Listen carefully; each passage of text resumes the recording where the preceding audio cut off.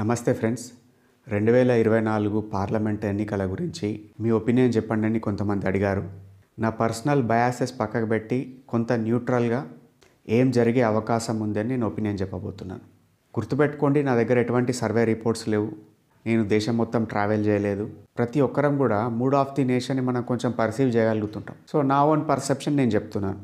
ఎప్పుడు కూడా పార్లమెంట్ ఎన్నికలు అనేటివి దేశ భవిష్యత్తును దృష్టిలో పెట్టుకొని జరుగుతాయి.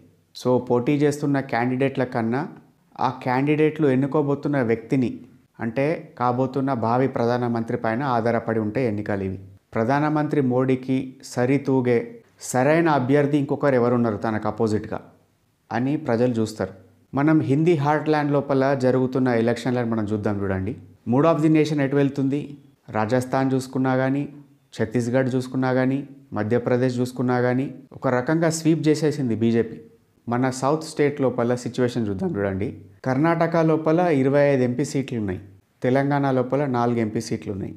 ఆంధ్రప్రదేశ్ చూసినా కానీ, తమిళనాడు చూసినా కానీ, కేరళ చూసినా కానీ అక్కడ బీజేపీ ప్రెజెన్స్ అంతగా లేదు.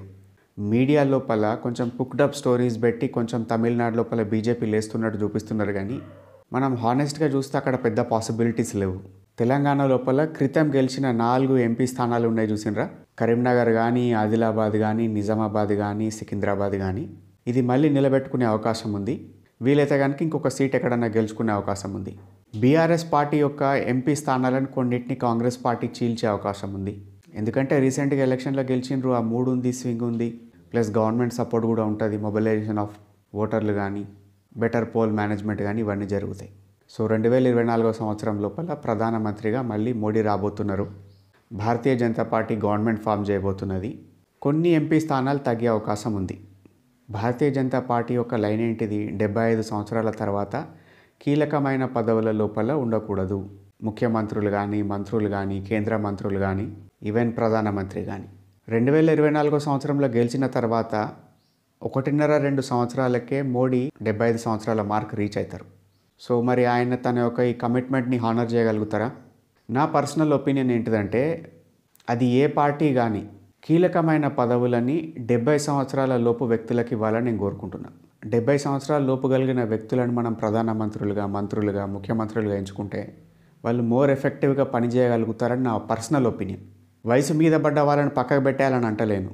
వాళ్ళని మనం సలహాదారులుగా, రాష్ట్రపతి లాంటి పోస్టుల లోపల, గవర్నర్ లాంటి పోస్టుల లోపల వాడుకోవచ్చు.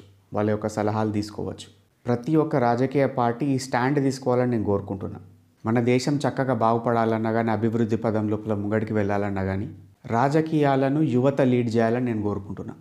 I'm not a judge or jury or God. కేవలం నా పర్సనల్ ఒపీనియన్ చెప్పిన.